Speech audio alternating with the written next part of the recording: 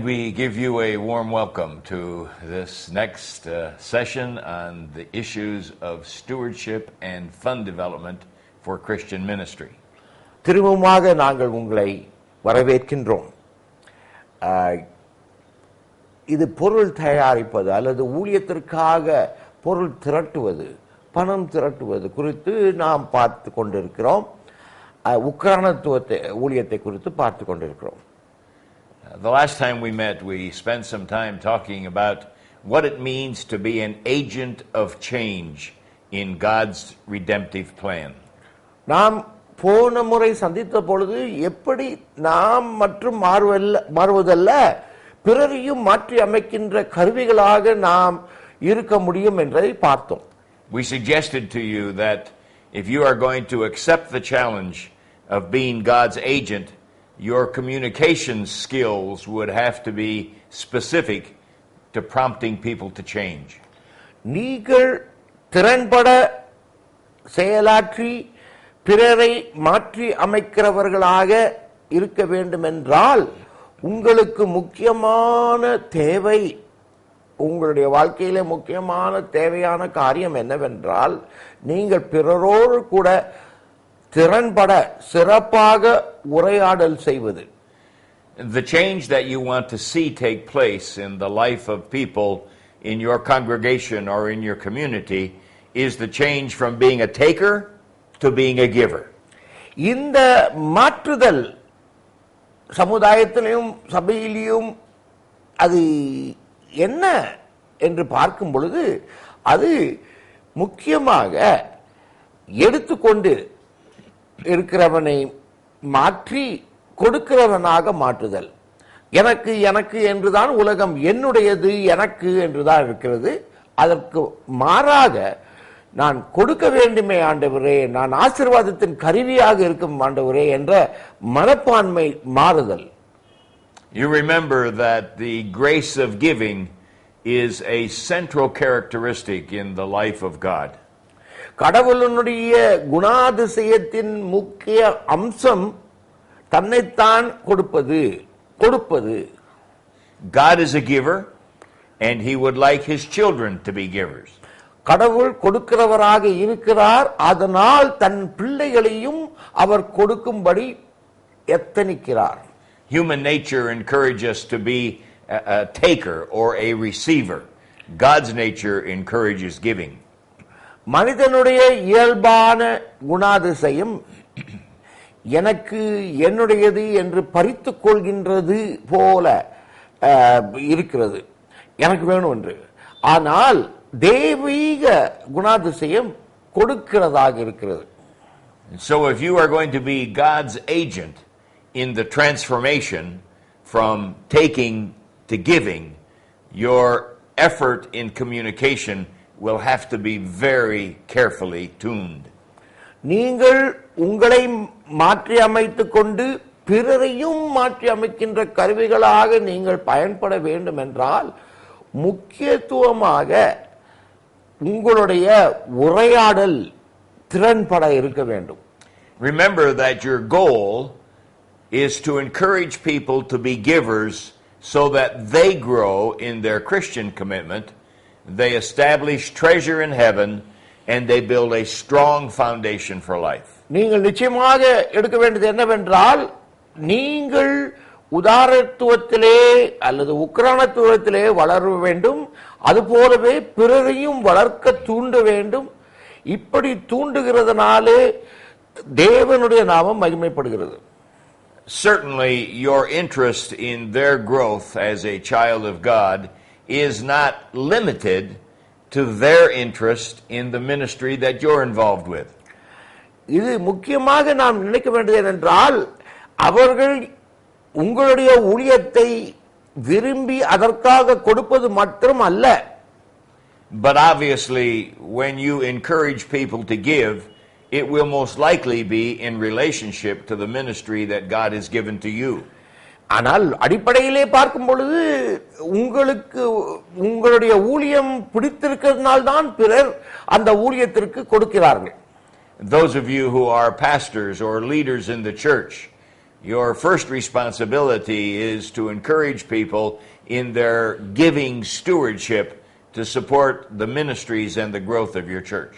நீங்கள் உங்களுடைய ஊழியத்தின் அடிப்படையிலே உங்களுடைய விசுவாசிகளை உங்களுடைய சபைக்கும் சபையினுடைய ஊழியங்களுக்கும் கொடுக்க நீங்கள் ஊக்குவிப்பது தான் அது சாதாரணமான அடிப்படை காரியமாக இருக்கிறது. Remember that we must never forget that because God owns it all, there is no shortage of funds for ministry. இது ஒன்றை நீங்கள் மறந்துடக்கூடாது. கர்த்தருக்கு எல்லாம் சொந்தம், அவர்தான் படைப்பாளி. அந்த சராசரங்களை படைத்த தேவனுக்கு குறைபாடு கிடையாது. அதனால் அவருடையவர்களாக நீங்கள் உங்களுக்குரியதெல்லாம் அவரதா இருப்பதனாலே குறைபாடு தட்டுப்பாடு இல்லை. There is only a shortage of giving stewards. என்ன உண்மை என்றால் கொடுக்கின்றவர்கள் இல்லை. பணத்திற்கு குறைவில்லை, பொருட்களுக்கு குறைவில்லை. ஆனால் கொடுக்கிற மனப்பான்மை உள்ளவர்களுக்கு குறைப்பட்டிருக்கிறதுனால் தான் பண தட்டுப்பாடு சபைகளிலும் ஊழியங்களிலும் ஏற்படுகின்றது. This discussion begs the question of what kind of church must you have, or what kind of organization must you have if people are going to give to you? உங்களுக்கு கொடுப்பார்கள் என்று, அது ஊழியத்திற்கு கொடுப்பார்கள் என்ற நிலைக்கு வர வேண்டும் என்றால் அந்த சபை எப்படிப்பட்டதாக இருக்க வேண்டும்? It is important that when you encourage people to grow in the grace of giving, that they have a ministry that they are confident in will use those funds wisely. நீங்கள் உங்களுடைய ஆட்களை அல்லது விசுவாசிகளை கொடுப்பற உதாரத்துவமாய் கொடுக்க தூண்டுவிக்கின்ற நேரத்திலே அதோடு கூட சேர்ந்து வருகிற ஒரு முக்கியமான காரியம், இப்படி சேர்க்கப்பட்ட பொருட்களையும் பணத்தையும் தாளந்துகளையும் நல்வழியிலே செலவழிக்க வேண்டும். The first ingredient in a ministry that is going to encourage people to give is the ingredient of having a preferred future. முக்கியமாக இப்படி நாம் ஊழியத்திற்கு கொடுக்க வேண்டும் என்று அழைப்பை கொடுத்து பிறரை உதாரத்துவமான மனப்பான்மைக்கு தூண்டுவிக்கின்ற நேரங்களிலே நமக்கு நோக்கம் வேண்டும். இது நமக்கு தேவையான ஊழியத்தின் நோக்கம் அல்லது ஊழியத்தினுடைய முக்கியத்துவம் அது என்ன என்பதை நாம் முதலிலே புரிந்திருக்க வேண்டும். If your ministry has not yet determined what your future plans are, no one is going to want to be involved financially with you. உங்களிடத்திலே போய் ஊழியத்துக்கு கொடுங்கள் என்று திட்டமில்லாது அல்லது இதுதான் நோக்கி நாங்கள் செல்லுகின்றோம், இந்த நோக்கம் எங்களுடைய ஊழியத்தினுடைய முக்கிய அடிப்படை, அதற்காக இப்படி திட்டம் வரைந்திருக்கிறோம் என்று சொல்லாத நிலையிலே மக்கள் அப்படிப்பட்ட ஊழியங்களுக்கு கொடுப்பதற்கு அவர்கள் தயங்குவார்கள். If your ministry doesn't know where it's going, no one will want to help you get nowhere. நீங்கள் உங்களுடைய ஊழியத்திலே இதை நிச்சயமாக எங்கு செல்கின்றேன் என்று அறியாது குருடனை போல இங்கும் அங்கும் அலையும் பொழுது உங்களுடைய ஊழியத்திற்கு கொடுக்கிற ஜனங்கள் குறைஞ்சு விடுவார்கள். Too often ministries that don't have a plan for the future are ministries that don't have a future. நீங்க பார்ப்பீர்கள் என்றால் எதிர்காலத்தை குறித்த ஒரு திட்டவட்டமான எண்ணமில்லாத ஊழியங்கள் எதிர்காலத்திலே ஒன்றுமில்லாததான் போகிறது. Planning for the future is something that's encouraged in God's word. நம்முடைய வேதத்திலே பார்க்கும் பொழுது அது வருங்காலத்தை குறித்து திட்டம் வகுக்க நம்மை ஊக்குவிக்கிறது. Solomon, known as the wisest man who ever lived, encouraged good planning. Solomon உலகத்திலேயே ஞானியாகிய அவனுக்கு மேற்பட்ட ஞானிகள் வேறு யாரும் இல்லை.